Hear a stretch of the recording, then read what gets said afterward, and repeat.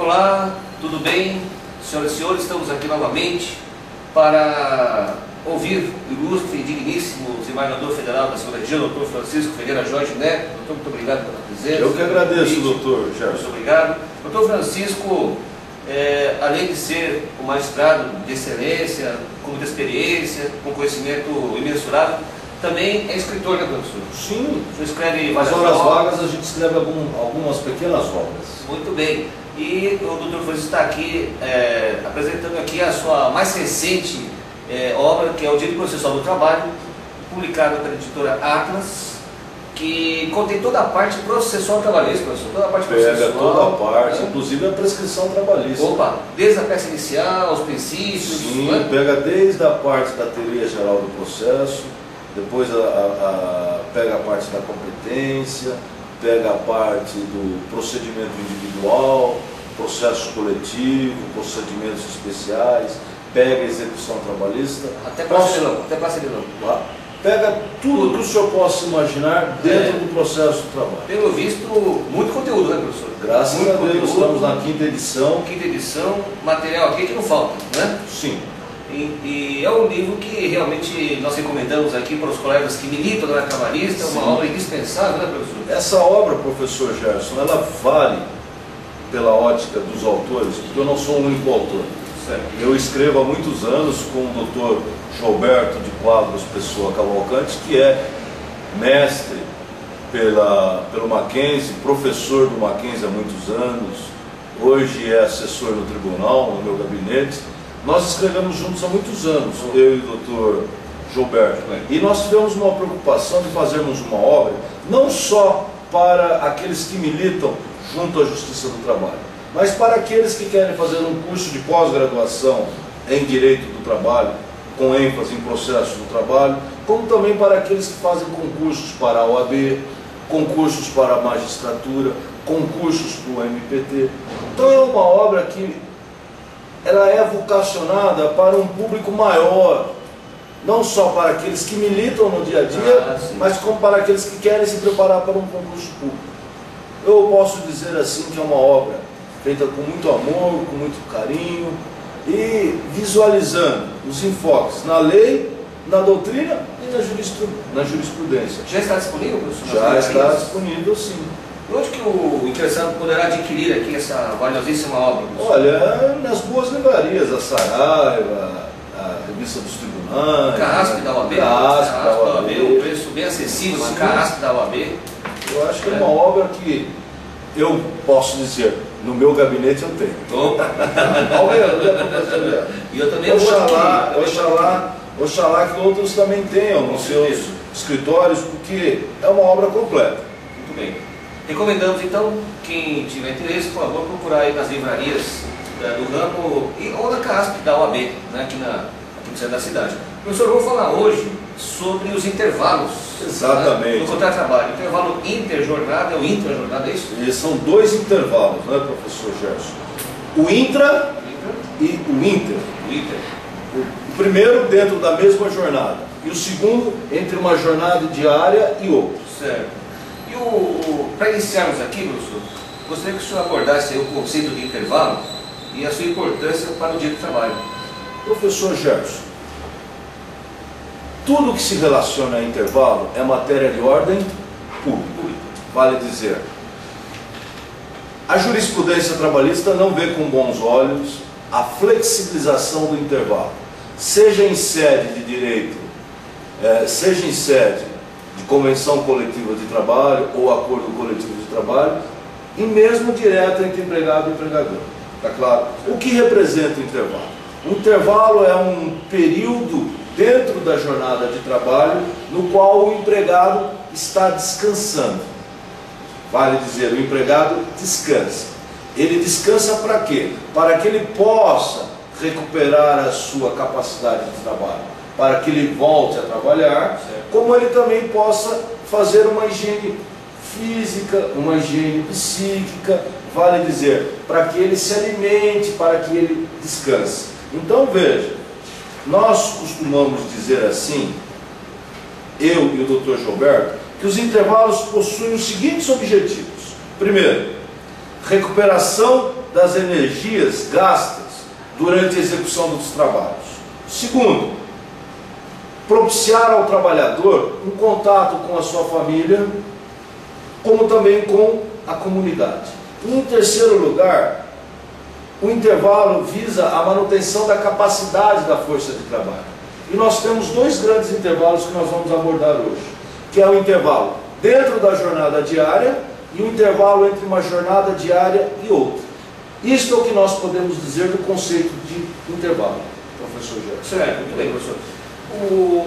Com relação ao intervalo que não é concedido, o senhor entende que representa hora extra esse intervalo não concedido, professor? Professor Gerson, vamos a princípio falar de um intervalo que não é concedido, que é o intervalo intrajornada, que é o mais comum, que é aquele intervalo entre uma jornada diária e outra. Vale dizer, qual é o objetivo deste intervalo? O descanso do trabalhador dentro do dia, para que ele também possa se alimentar. Ponto. É o famoso intervalo para almoço. Exatamente, é um intervalo para descanso e refeição. Para o trabalhador urbano, está previsto no artigo 71 da CLT. Para o rural, está previsto no artigo 5º da Lei de 5.889 de 73, que é a Lei do Trabalho Rural. Para o urbano, para quem tem uma jornada diária de até 4 horas, o intervalo não é obrigatório. Para quem tem uma jornada de 4 a 6 horas, o intervalo é de 15 minutos. E para quem tem uma jornada acima de 6 horas, o intervalo é de 1 a 2 horas. Está claro? O intervalo, quando ele é gozado, professor Gerson, significa que ele é uma suspensão do contrato de trabalho. Por quê? Porque o intervalo não é computado na jornada de trabalho. Então eu trabalho 4 horas, tenho 1 hora de descanso e trabalho as outras 4 horas, totalizando a jornada diária, que é de 8 horas, de acordo com o inciso 13 do artigo 7º da Constituição Federal. Então, este é o intervalo para o trabalhador urbano. Para o rural, professor Gerson, o intervalo para quem tem uma jornada acima de 6 horas, ele deve respeitar os usos e costumes locais. Então veja, qual vai ser a duração do intervalo? Aquilo que é costume se dar no local onde se dá a prestação de serviços. A doutrina diz que estes usos e costumes é uma forma da aplicação do costume segundo a lei. A própria lei autoriza que se aplique os usos e costumes do local. Tá claro? Agora, respondendo a sua pergunta, a sua segunda parte da pergunta. O intervalo não concedido é hora extra? Sim, professor. Desde 1994, com a Lei 8.923, foi acrescido o parágrafo 4º ao artigo 71. O artigo 71 diz assim: o intervalo não gozado, ele é visto como hora extra. Então veja, o empregado não tem um intervalo. Aquele período é hora extra. Está claro? Isso é pacífico. E o intervalo, o adicional mínimo é de 50%. Tá certo? Isto é o que nós podemos dizer do intervalo. O intervalo é uma obrigação de ordem pública, que, se concedido, é suspensão do contrato de trabalho. Vale dizer, ele não é computado na jornada diária de trabalho. E se não concedido, implica no pagamento de 1 hora extra. Não que se trate de hora extra propriamente dito, mas é uma sanção que a lei dá ao violador da lei, que é o empregador que não concede o intervalo. Isso. Seria uma analogia, né? Exatamente. É uma analogia à sanção. Isso. Porque, por exemplo, eu posso ter trabalhado 8 horas. Isso, exatamente. Direto. Então não fez hora extra. Eu não fiz hora extra. Mas como não me foi dado intervalo, pela violação do artigo 71, eu tenho direito a 1 hora extra. Agora, se trabalhou 9 direto, professor? Aí ele teria direito a 2 horas. 1 hora seria hora extra propriamente dita, que seria a nona, e a outra hora seria pela violação do artigo 71. Então, uma recomendação para o professor Gerson: Nas suas iniciais, você, advogado trabalhista, nunca peça o intervalo não gozado misturado com as horas extras, que são causas de pedir diferentes. Uma coisa é eu trabalhar em jornada suplementar, outra coisa é eu não ter o intervalo e ter direito à violação desta norma com hora extra. São duas causas de pedido diferentes. São duas causas de pedir e dois pedidos distintos. Deverá ser exposto separadamente. A melhor técnica é nesse sentido. Tá claro? Nós, quando falamos aqui nos nossos cursos, aqui no Mérito, nós falamos do bonecão da petição inicial.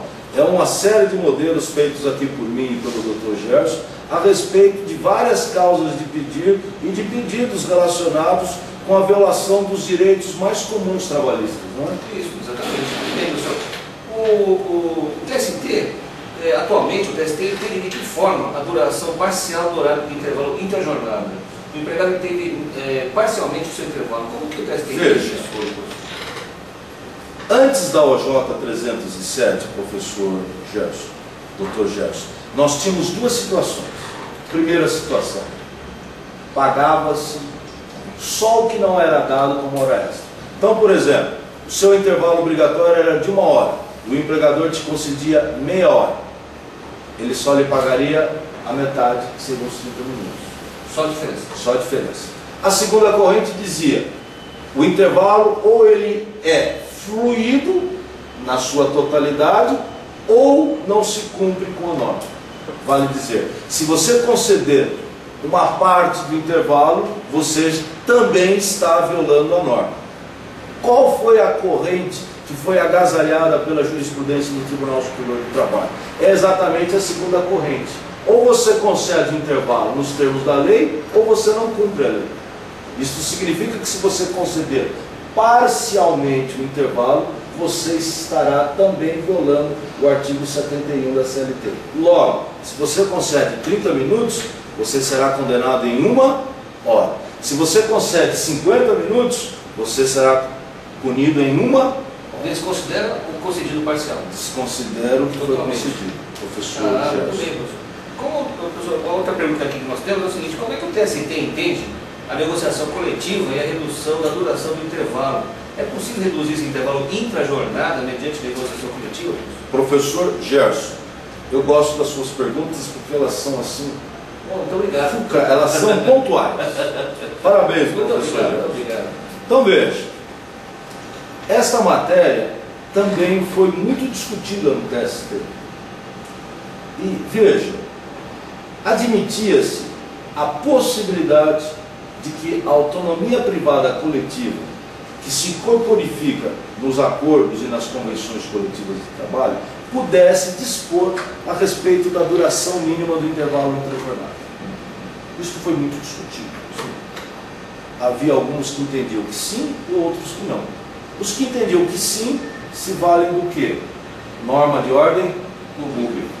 Se há uma norma de ordem pública, nem a autonomia individual, nem a autonomia coletiva pode dispor sobre esta norma. Qual foi a tendência que prevaleceu na doutrina? Foi exatamente a segunda, que foi corporificada pela OJ 342. A OJ 342 diz assim: não pode a negociação coletiva reduzir a duração mínima do intervalo intrajornada. Nós só temos uma exceção, que é uma exceção recente, que veio para os condutores e cobradores de veículos rodoviários que trabalham com empresas de transporte público coletivo. É o item 2 da OJ 342. Então aqueles cobradores, aqueles motoristas que trabalham em ônibus de transporte público coletivo, eles podem ter uma redução da jornada de trabalho, eles podem ter uma redução do intervalo mínimo intrajornada. Se o senhor me permitir, vou ler até a OJ. Ela diz assim: ante a natureza do serviço, e em virtude das condições especiais de trabalho a que são submetidos estritamente os condutores e cobradores de veículos rodoviários, empregados em empresas de transporte público coletivo urbano, é válida a cláusula de acordo ou convenção coletiva de trabalho contemplando a redução do intervalo intrajornada, desde que garantida a redução da jornada para no mínimo 7 horas diárias ou 42 semanais, não prorrogada, mantida a mesma remuneração e concedidos intervalos para descanso menores e fracionados ao final de cada viagem, não descontados da jornada. Então veja, os condutores e os motoristas poderão ter um intervalo reduzido, mas essa redução só será válida se ela vier acompanhada de uma redução da jornada de trabalho. Um benefício em troca. Tem que ter esse benefício. Então a jornada seria de até 7 horas diárias ou até 42 semanais. E aí o intervalo cai para quando? E mesmo assim precisaria ter pequenos intervalos entre uma jornada e outra, e esses intervalos não poderiam ser descontados da jornada diária. Claro. É uma exceção que ela tem um benefício em contrapartida que faz com que seja muito difícil se respeitar, porque é muito difícil não se ter hora extra É verdade. no transporte público. Porque se o trabalhador fizer hora extra, essa cláusula está desconfigurada. Me acompanhou? Sim. Então, a jurisprudência do TST é sábia. Ela permitiu pelas peculiaridades do trabalho. Porque esses motoristas não têm um refeitório. O trabalho deles é externo, né? E ao mesmo tempo eles não poderiam voltar para a garagem para fazer a refeição e voltar para a rua, né? Para fazer as linhas. É verdade. Foram estabelecidos tantos limites porque eles não podem fazer hora extra, a redução da jornada deles tem que ser para 7 diárias ou 42 semanais, e mesmo assim, a cada viagem que ele faz para ir até a linha e voltar até a linha inicial, você tem que dar pequenos intervalos, e esses intervalos não podem ser descontados da jornada diária. Dentro da jornada. É dentro da jornada. Professor, já aproveitando o exemplo do motorista, do cobrador, eu tive um caso onde a empresa dava 6 horas de intervalo entre a jornada. O que o senhor acha disso? Boa pergunta, doutor Gerson. Boa pergunta. Essa pergunta é uma pergunta que é muito comum, o senhor sabe para quem? Para quem trabalha em churrascaria. Isso, também. Dizem que o japonês gosta muito de churrascaria. Não sei se o senhor vai muito em churrascaria. De vez em quando. Vai, né? Eu vejo. Eu gosto muito de churrascaria. E às vezes eu pergunto lá para os rapazes, como é que é a jornada de trabalho de vocês? Eles dizem assim, a gente tem 2 turnos. A gente faz o almoço e faz o jantar. E entre um turno e outro, eles às vezes têm 3, 4, 5 horas. Isso, exatamente. Aí se pergunta, este intervalo é legal ou não? E eu vou lhes dizer. Pelo caput do artigo 71, professor Gerson, o intervalo deve ser de 1 a 2 horas. Isto significa que, em tese, tudo que ultrapassar de 2 horas, como intervalo intrajornada, é o intervalo não previsto na lei. Então veja, intervalos concedidos pelo empregador e que não estejam concedidos na lei podem ser considerados tempo à disposição. Artigo 4º. Isso, artigo 4º da CLT. Logo seriam computados na jornada de trabalho. Então, por exemplo, das 8 às 12, 4 horas. Das 12 às 16, 4 horas de intervalo. Das 16 às 20, 4. Eu trabalhei só 8 horas. Mas eu tive 4 horas de intervalo. O intervalo máximo é 2. Essas 2 horas seriam consideradas horas extras. Exatamente. Súmula 114 do TST. Isto também, professor Gerson, é muito comum, o senhor sabe com quem? Com motoristas que trabalham em empresas que são de fretamento. Ah, é verdade, porque eles fazem fazem várias linhas dessas empresas que contratam essas empresas. E eles praticamente, eles vivem dentro do ônibus. Porque eles trazem de manhã os trabalhadores e tem que levar de volta à noite. Isso, tem alguns que fazem até uma terceira linha. Então, como é que eles são remunerados? Ele só é remunerado quando ele sai de casa, vai na empresa, faz o trajeto até a empresa, e da empresa até casa. Aí ele faz a segunda linha, ele vai e volta. Eles são só remunerados pelas horas trabalhadas. Às vezes eles ficam com intervalos de 3, 4 horas. Ou mais, né? Então veja, eles não têm vida. E tem muitas convenções coletivas que têm essas cláusulas, dizendo que esses intervalos seriam válidos. Nossa. Há muitos julgados dizendo que esses intervalos violam o espírito da norma. Está claro? Sim. Agora, é interessante, professor Gerson, já que o senhor me fez uma pergunta, esta pergunta. Certo. Vou voltar ao caput do artigo 71. Ele diz assim: o intervalo será de 1 hora a 2 horas, Isso. salvo acordo ou contrato coletivo de trabalho. Não poderá exceder de 2 horas. Tem alguns doutrinadores e tem alguns juízes e tem alguns juristas que entendem que o acordo individual, com a própria negociação coletiva, poderia estabelecer um intervalo superior a 2 horas. Estão me acompanhando? Alguns entendem que sim. Mas, data máxima havendo, a gente não pode generalizar isso. Porque se fosse assim, o senhor trabalharia 2 horas, teria um intervalo de 3, trabalharia mais 2 horas, teria um intervalo de mais 3, veja, o senhor trabalharia 8 horas, mas eu lhe daria tanto intervalo que o senhor ficaria à disposição para mim 18 horas. 18, 19, 22 horas. Me acompanhando?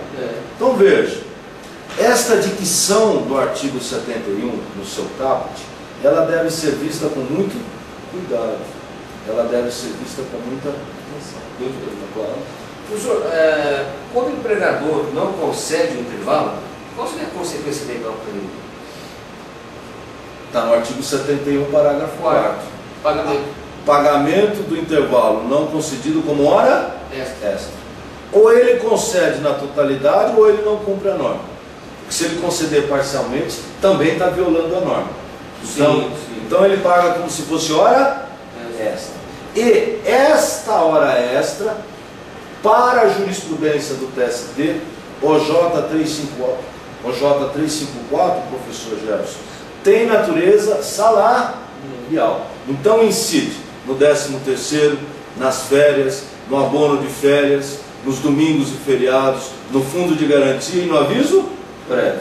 OJ 354. O senhor queria apresentar um exemplo que eu tive, que uma empresa não concedeu o intervalo entre a jornada, mas pagava corretamente. Nunca concedeu o intervalo entre a jornada para os funcionários, mas o funcionário, obviamente, que tomava um lanche em 10, 15 minutos, não ficava sem se alimentar. Ele almoçava, ele tomava lanche, tomava café, só que sempre 10, 15 minutos fora da própria mesa de trabalho. Mas a empresa sempre pagou corretamente todos os intervalos não concedidos, com acréscimo, reflexo e tudo mais. No final, o juiz da causa condenou em dano moral. Mesmo que eu pago corretamente todo o valor devido. Posso dizer uma coisa? Está correto. Dano moral. Por que o senhor está correto? Porque quem trabalha sem intervalo é um empregado que se expõe a um risco maior de acidente de trabalho. Ou a própria saúde. A própria saúde. Então veja, dano moral não é só quando alguém agride verbalmente, ou quando alguém desfere um tapa.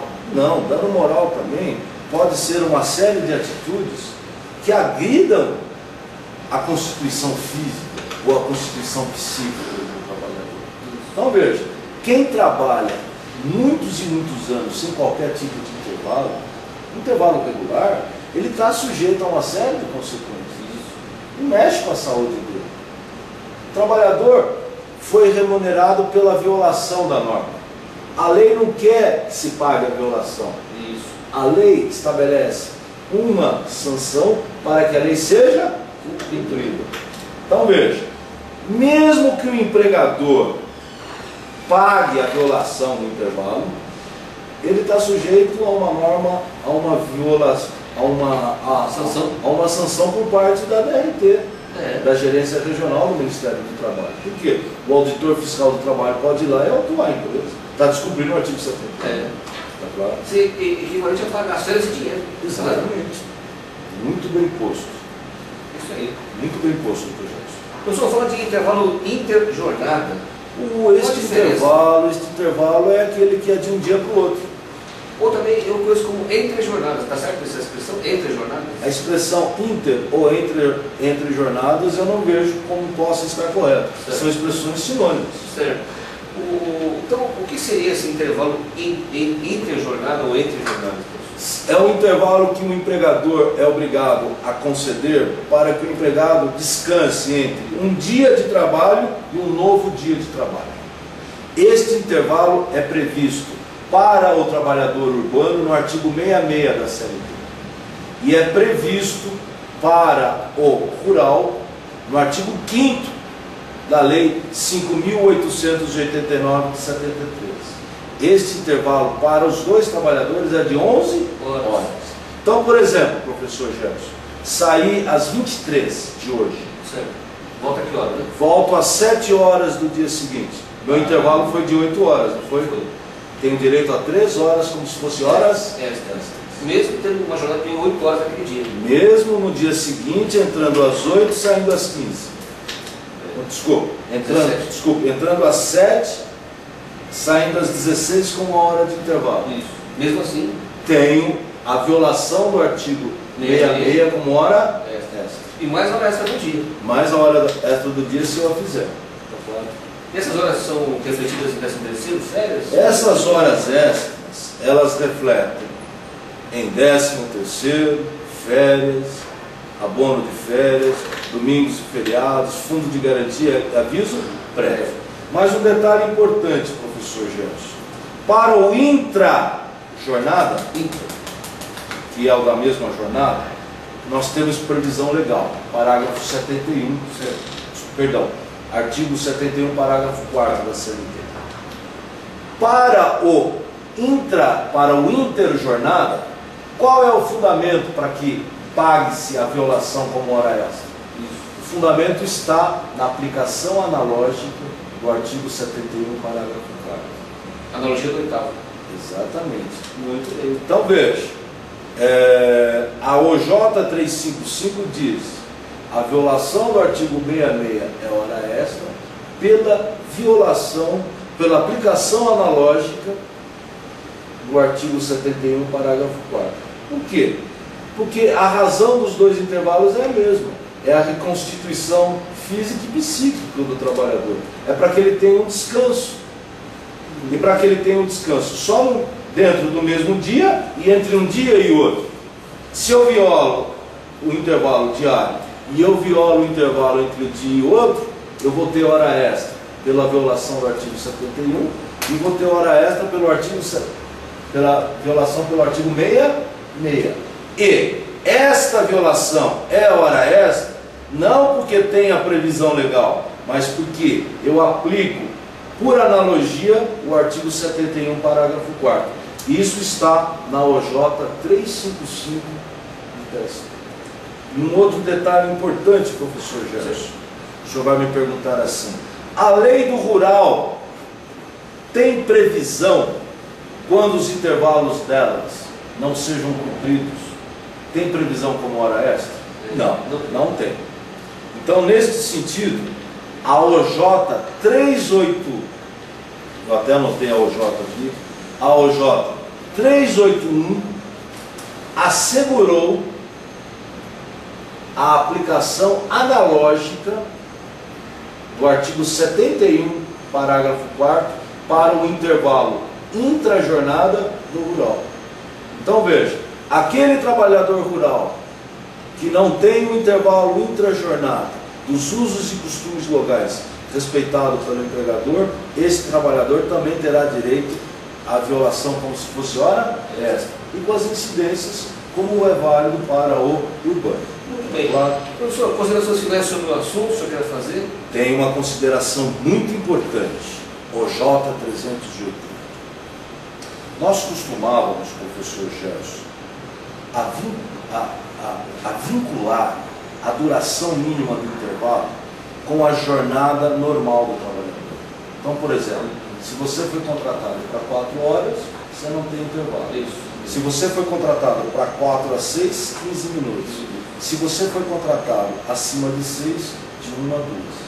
Costumava-se ter a ideia de que a duração mínima do intervalo ela estava atrelada à duração da jornada normal. Só que isso não é a correta visão do artigo 71. A duração do intervalo, professor Gerson, tem a ver com a duração da jornada diária efetiva. Então, um detalhe, bancário. O bancário, a jornada é de 6 horas, não é? Por lei é 15 minutos, não é? Mas vamos supor que este bancário, diuturnamente, diariamente, faça horas extras. E ele sai depois da 8ª hora de trabalho, 9ª hora de trabalho. Pela aplicação da OJ 380, como ele está trabalhando mais do que 6 horas, habitualmente, o intervalo mínimo não é de 15, é de 1 hora. Tá claro? Eu tenho um raciocínio assim, chega talvez no mesmo resultado. Entendi que é 15 minutos. Não deram os 15 minutos, eu vou pedir esses 15 minutos remunerado pelo quarto 71. Sim. Se eu consigo esse investimento, ele recebe por uma jornada de 6 horas e 15. E aí passou de 6 horas, 1 hora de intervalo. Aí também já está exagerando. Aí, o senhor não pode computar esse intervalo, não é? Porque se ele trabalhou 6 horas e 15, esses 15 minutos são horas extras. Isso não há dúvida. Mas eu não posso acrescer os 15 minutos pela violação do artigo 71 para se dizer se ele fez hora extra ou não, propriamente dito. Então veja, uma coisa é trabalhar 6 horas e não ter um intervalo. Certo. Aí eu ganho os 15 minutos. Não ganhei 1 hora. Pela violação do artigo 71, que diz que o intervalo mínimo é de 15 minutos. Certo. Outra coisa, professor Gerson, é eu trabalhar 6 horas e 15 minutos. Em tese, esses 15 minutos já são horas extras. Tá, meu companheiro? Certo.